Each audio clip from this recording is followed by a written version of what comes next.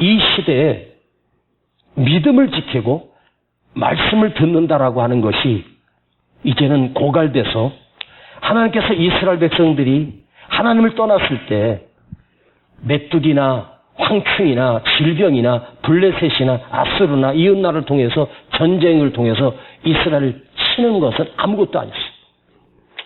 하나님이 마지막에 가장 진노하실 때는 선지자를 보내지 않았어요.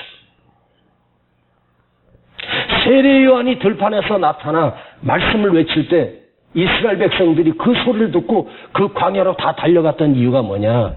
여러분, 500년 만에 선지자가 그 땅에 온 거예요. 그래서 가장 큰 재앙은 뭐냐? 하나님이 말씀을 거두어 가는 거야. 말씀을 들을 수도 없고, 뭐 옛날에 했던 거, 녹음했던 거나 들지만 현장에서 들을 수 있는 하나님의 메시지를 들을 수 없는 때가 우리에게 올 수도 있다. 그리고 목사인 저도 사람들 앞에서 그 사랑하는 하나님의 생명들 앞에서 말씀을 전할 수 있는 기회조차도 잃어버리게 될 수도 있는 그런 위기가 우리에게 닥쳐올 것이다.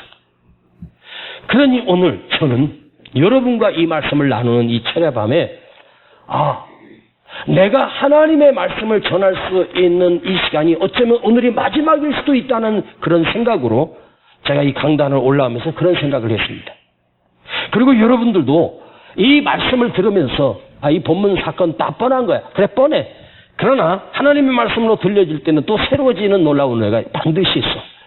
여러분들이 들려질 때에 내가 오늘 이 땅에 살아 숨쉬는 날 동안 하나님의 말씀을 친히 들을 수 있는 시간이 오늘이 마지막일 수도 있다는 그런 애절함으로 들려지는 은혜가 있기를 축복합니다.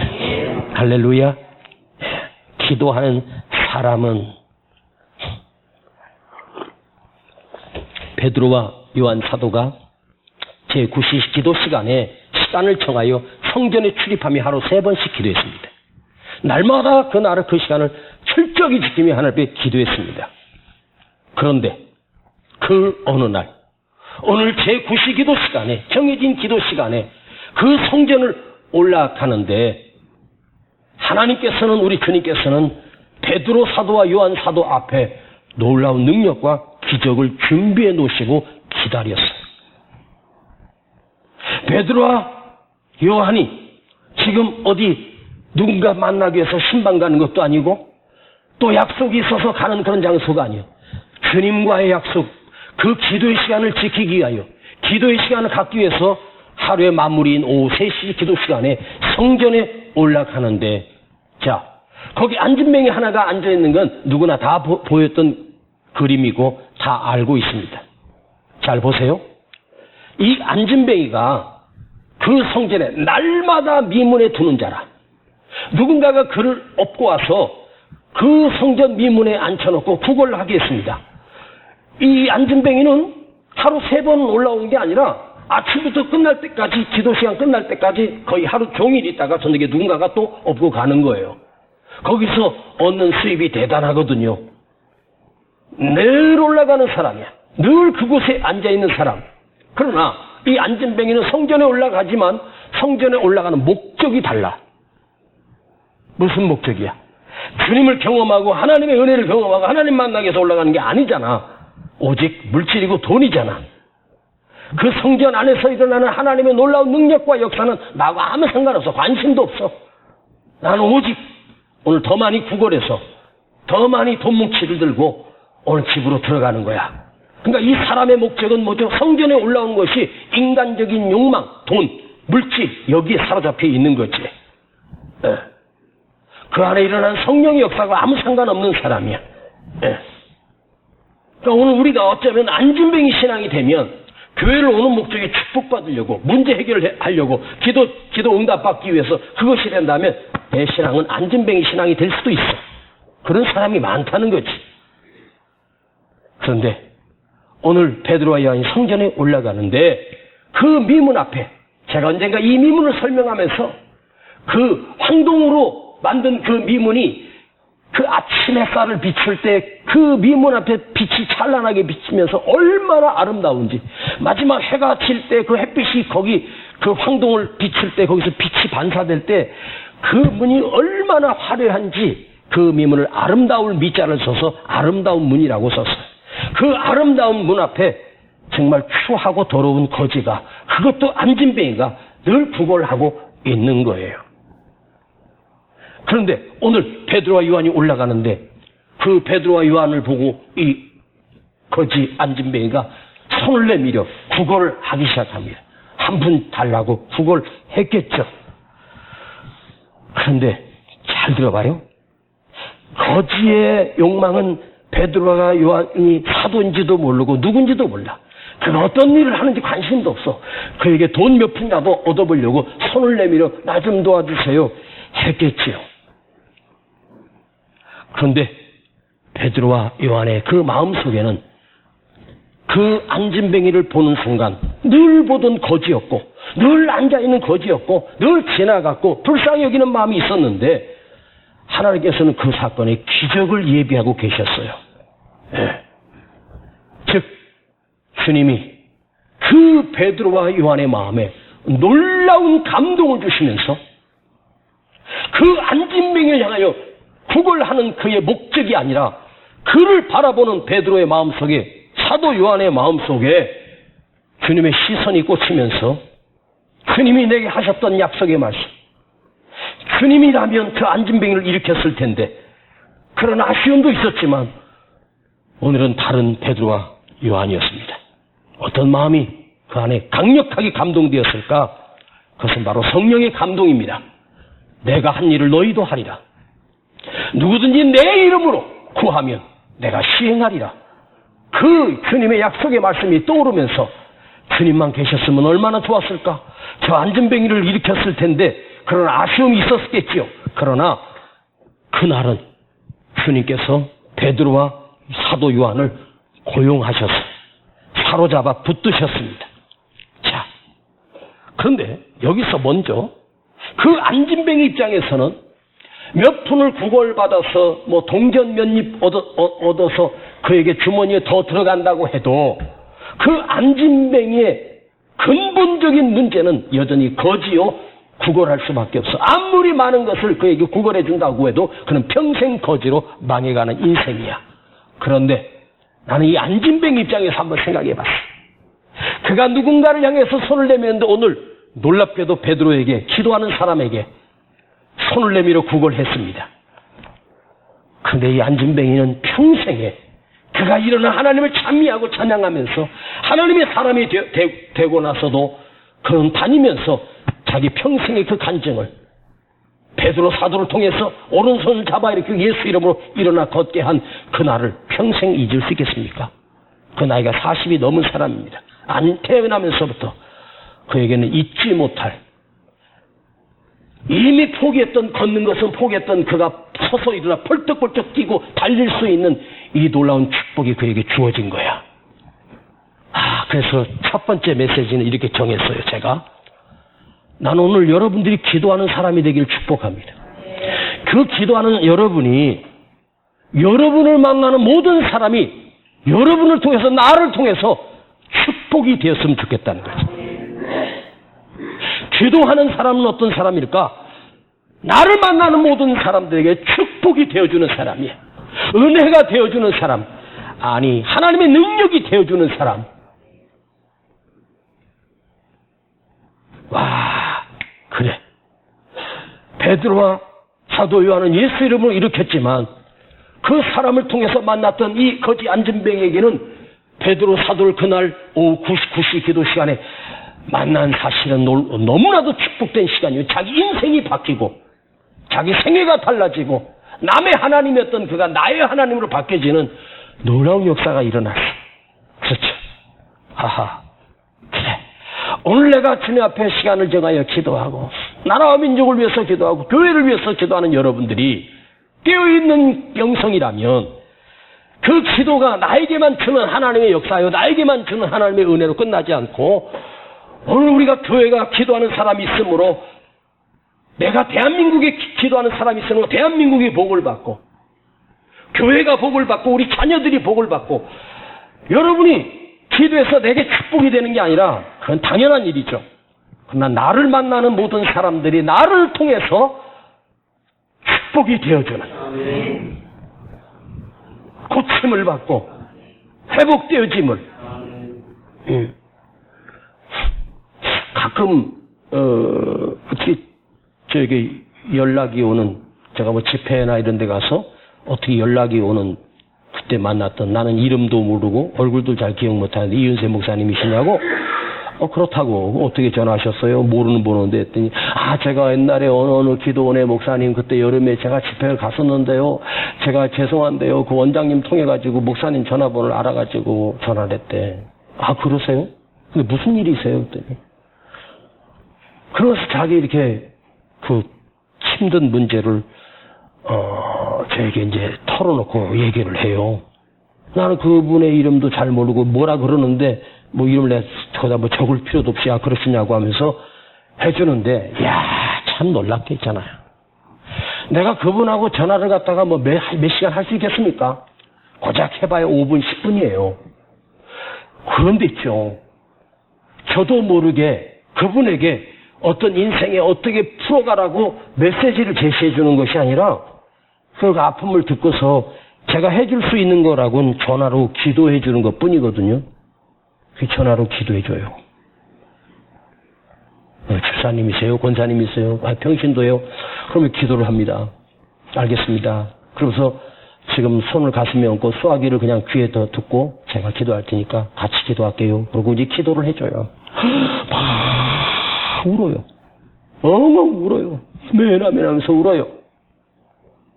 그런데 그 기도 속에서 그냥 그분을 위해서 기도해 주는 내용이 아니라 나도 모르게 성령께서 감동을 해가지고 그 사람의 아픔이나 형편을 그가 말하지 않은 것까지도 성령께서 알게 하셔서 제 기도로 기도를 하게 만들어요. 그러니까 막 가슴 웅에 빠니까 막 우는 거예요. 그러면서 제가 예수 이름으로 명하노니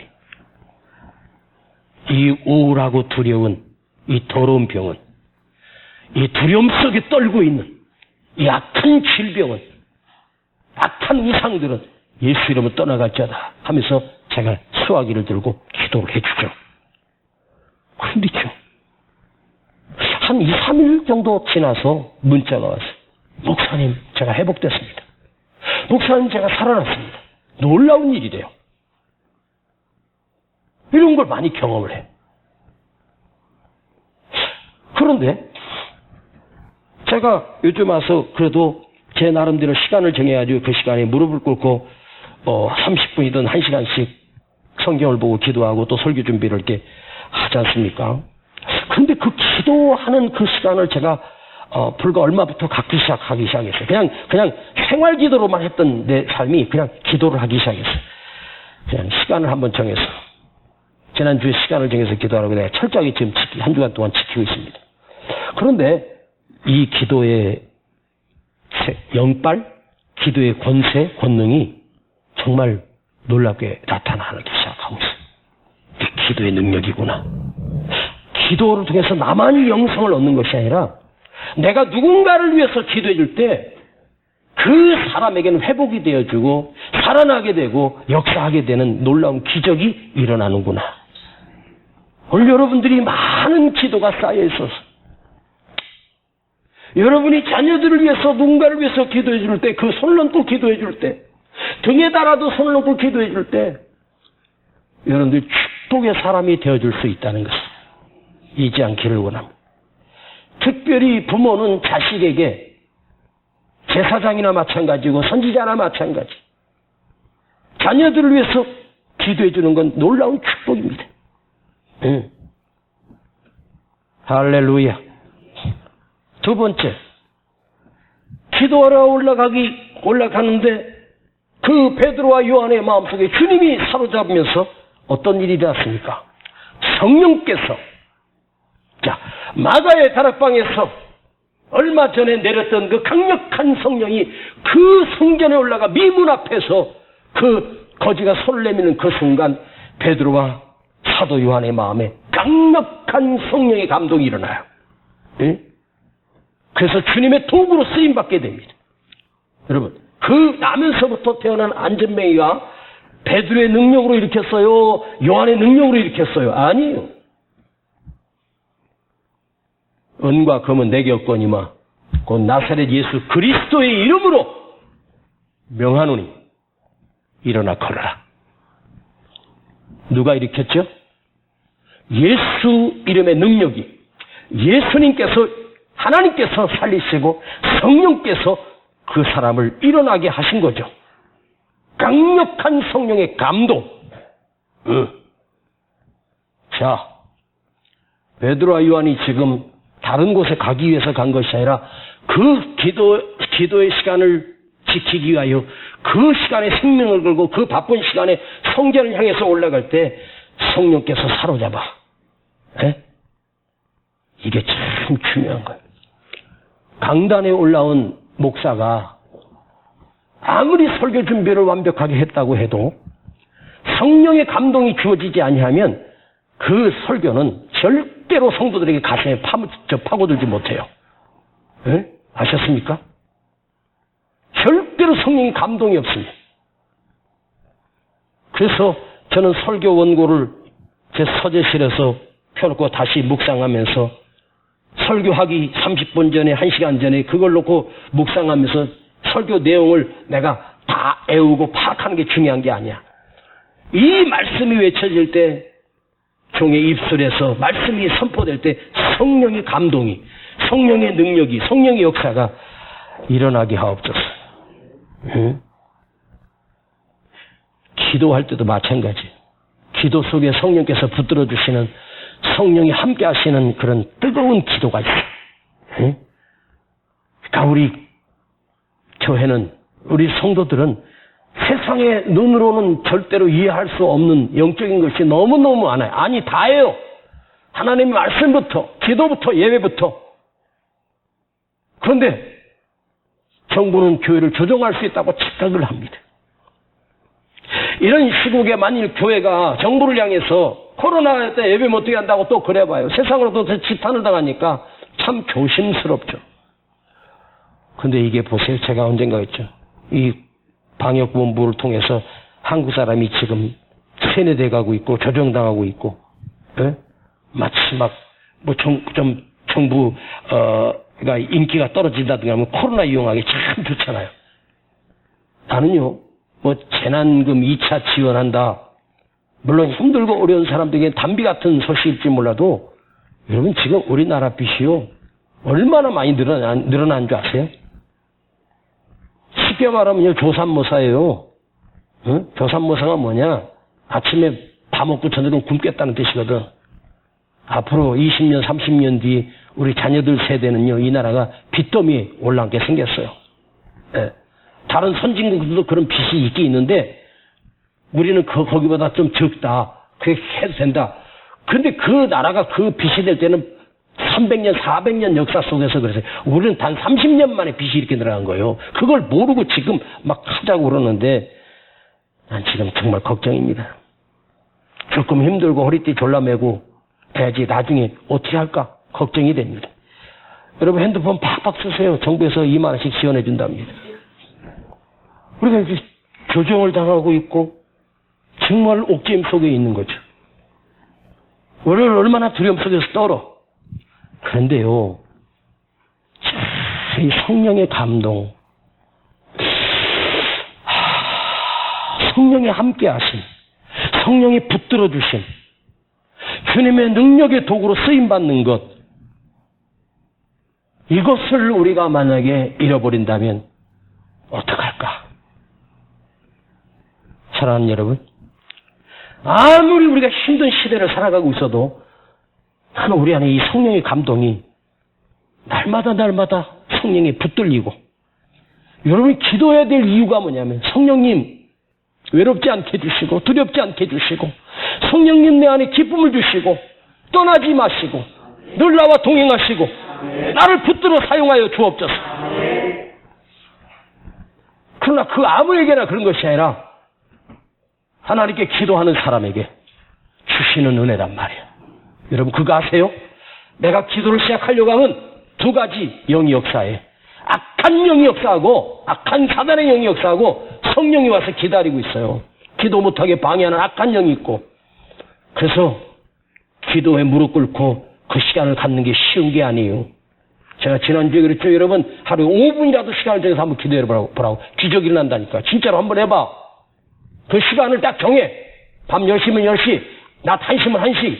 딱 그 시간을 정하고 여러분, 딱 골방에 들어가서 방석에 앉아서 주님 한번 불러봐. 딱 5분만 해. 여러분이 뭐 영성으로 10분씩이나 하려고 하지 말고 5분만 해. 아셨지? 예? 하나님의 영광을 위해서 내가 가르치는 선생님, 목사님, 지도자, 예? 부모님을 위해서, 자녀들을 위해서, 예? 사랑하는 사람을 위해서. 언니가 내 손가락 기도 가르쳐 줬잖아. 예? 이거 엄지척. 하나님.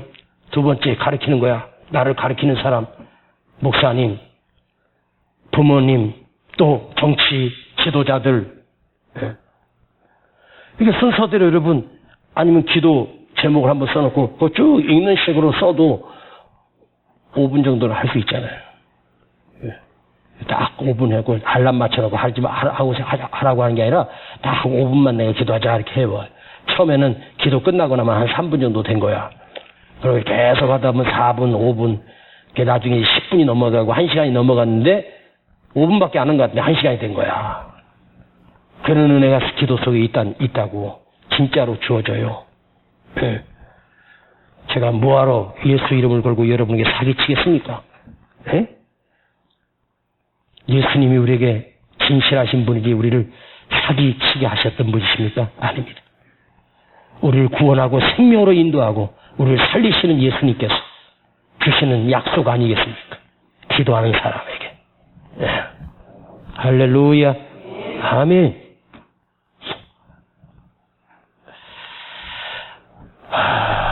8절을 읽겠습니다. 8절. 시작.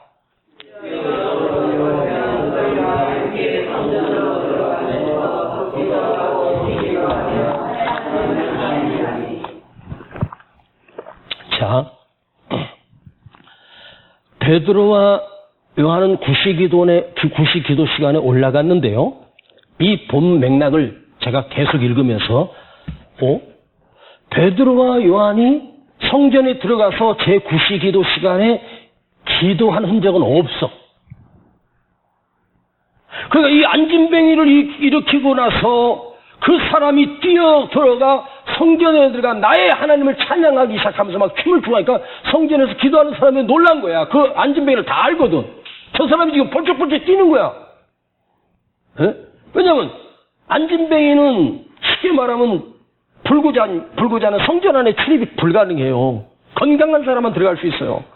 근데 이 사람이 들어가 하나님을 찬양합니다. 이걸 본 모든 사람들이 그 앞에 베드로와 사도 요한 앞에 지금 떼거리로 몰려와서 그야말로 이 기적을 본 그 사람들이 지금 베드로 사도 앞에 서 있는 거예요. 도대체 당신 누군데 저 안진뱅이를 일으킬 수 있냐고? 그러니까 여러분, 이것은 우리의 개인의 권능과 개인의 능력으로 일으킨 것이 아니라 십자가에 못 박히신 예수 그리스도께서 오늘 이를 일어나게 했다고 하면서 그들에게 베드로가 설명을 하면서 그리스도를 전파하기 시작해. 그러면서 이 땅에 처음 교회, 예루살렘 교회가 시작되는 그 시초가 바로 이 미문의 안진뱅이 사건이었어요. 아셨습니까?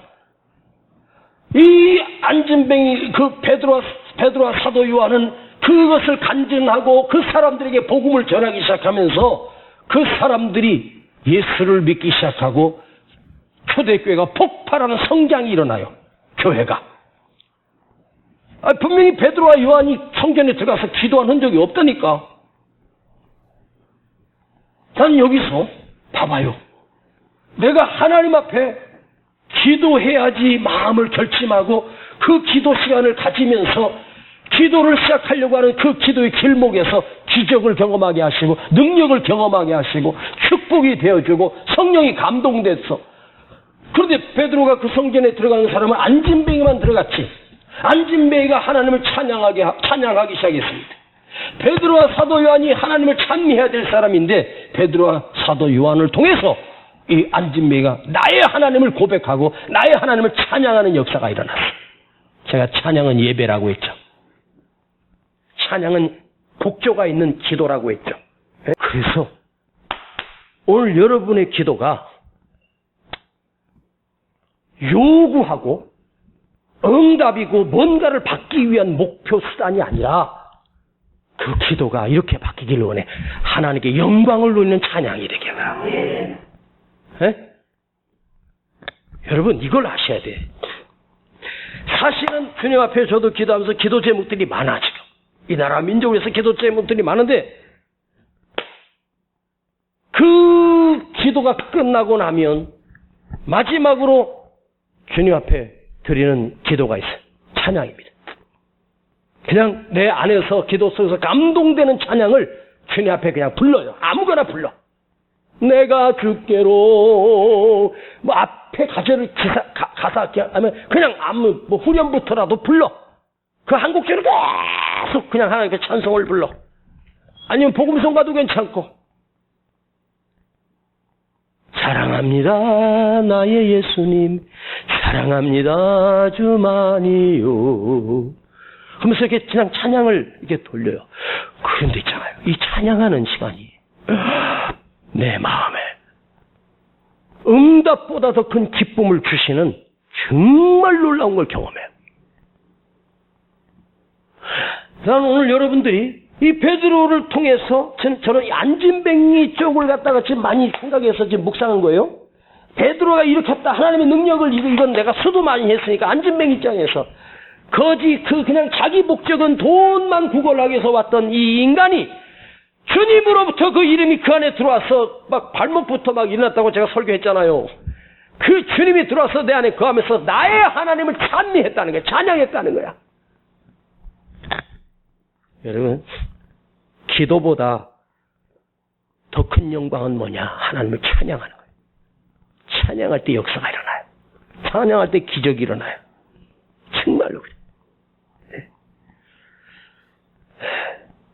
여러분의 기도가 간구해서 응답에 목매이지 말고 하나님께 영광을 돌리는 기도까지 나가 하나님을 찬미할 때 비로소 그 시간을 통해서 교회가 시작되는 거야. 교회가 시작돼. 기도의 사람을 통해서 이 땅에 교회가 시작돼. 여러분, 나는 이렇게 생각합니다. 저는 이렇게 생각합니다. 한국의 대표적인 교회들이, 큰 교회들, 뭐 코로나로 맞고 직격탄을 맞고, 뭐 여의도 순복음교회도 막 코로나 발생했고, 뭐 어디서 뭐 저쪽 소망교회도 나타나더라고, 무슨 교회도 막 사람 많이 모이니까 그건 뭐 어쩔 수 없는 거죠. 확률적으로 그럴 수밖에 없잖아요. 근데 코로나가 한번 발생한 교회는 힘을 못 쓰더라고. 그때부터 계속 감시를 받는데요. 예? 그 주일날 그 예배 드리는 시간에 그 공무원들이 나와서 다 일일이 확인하고 그런데요. 예. 그리고 좀 큰 교회들 있잖아요.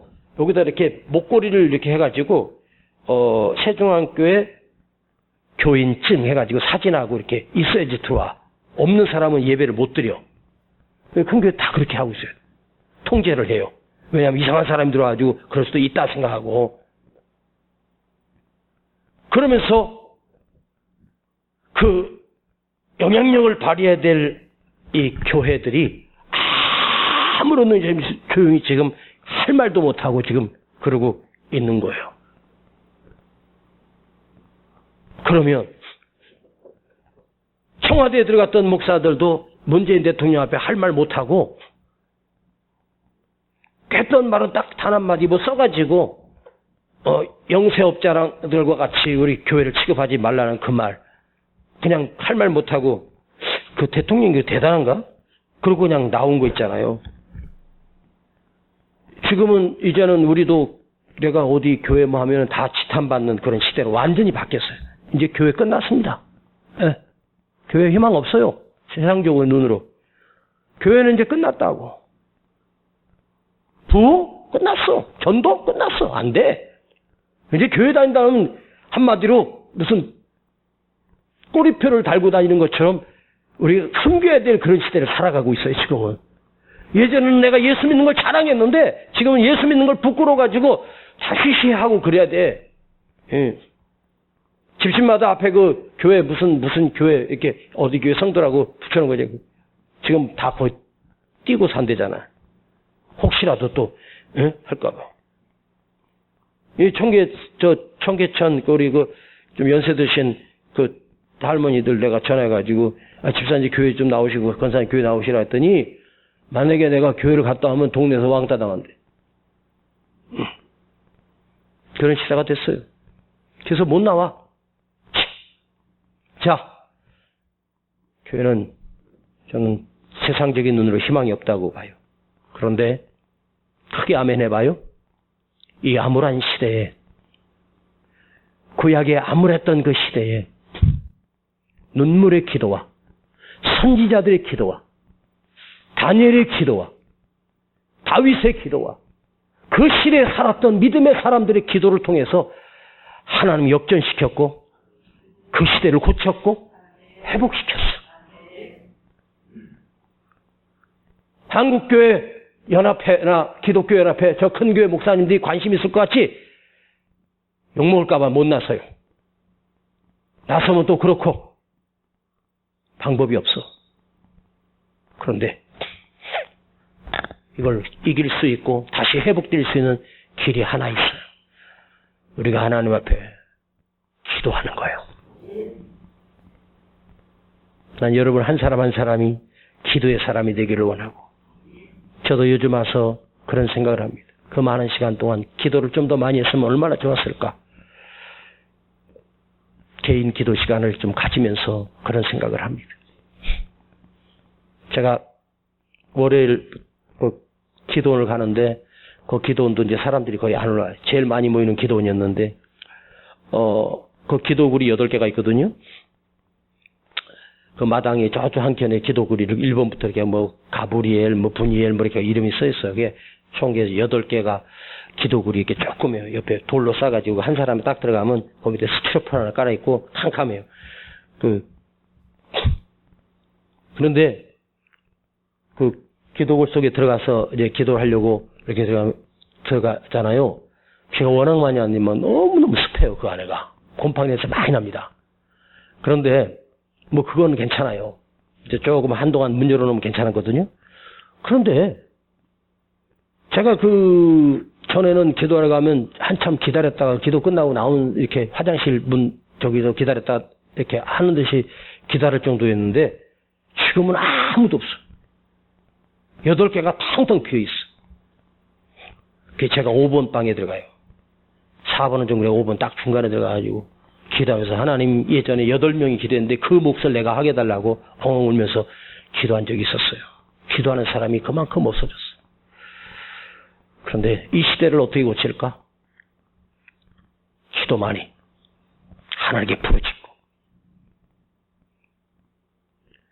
예루살렘 교회 베드로와 사도 요한이 무슨 힘이 있었겠습니까? 아무 힘이 없죠.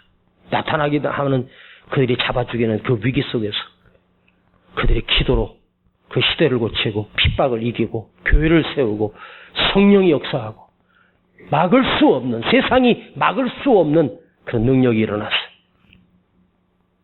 우리가 한번 다시 기도할 수만 있다면 참 좋겠다. 기도해야 하는 사람에게 교회를 맡기십니다. 이게 마지막 메시지입니다.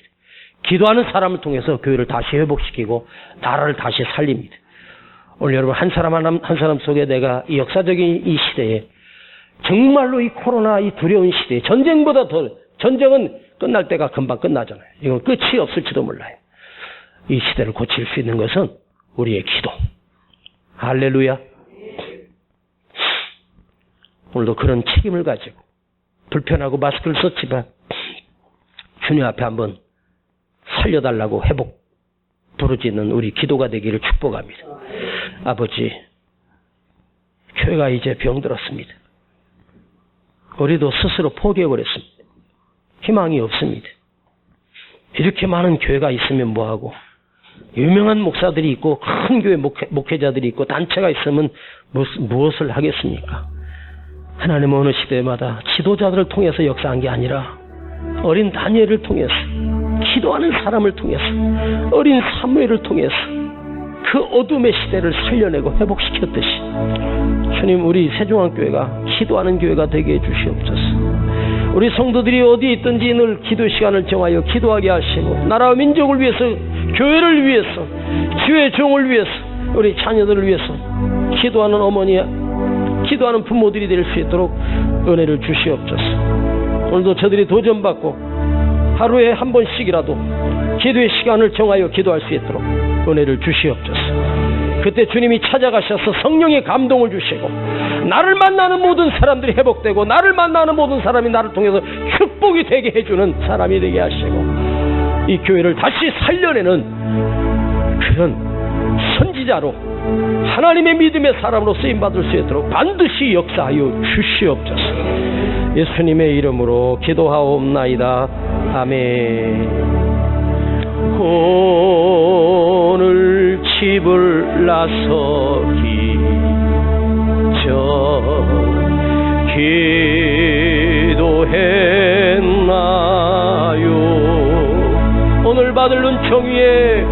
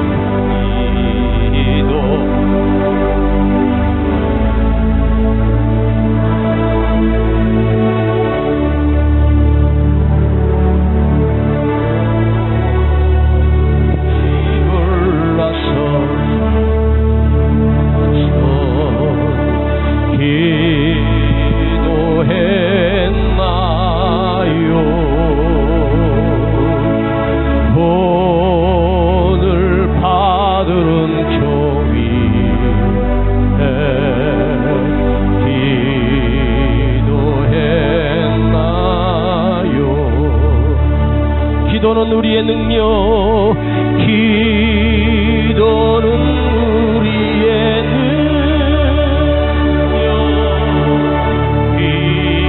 빛으로 인도하리. 앞이 캄캄할 때, 앞이 캄캄할 때 기도 잊지 마세요. 마음에 분이 가득 찰 때 기도했나요?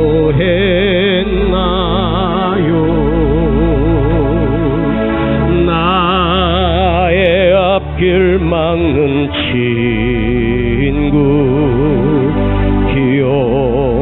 용서했나?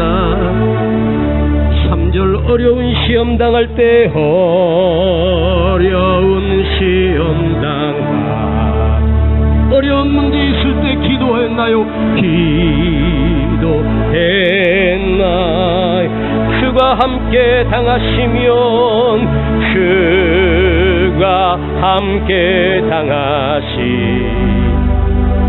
능히 이기리, 능히 이기리. 기도는 우리의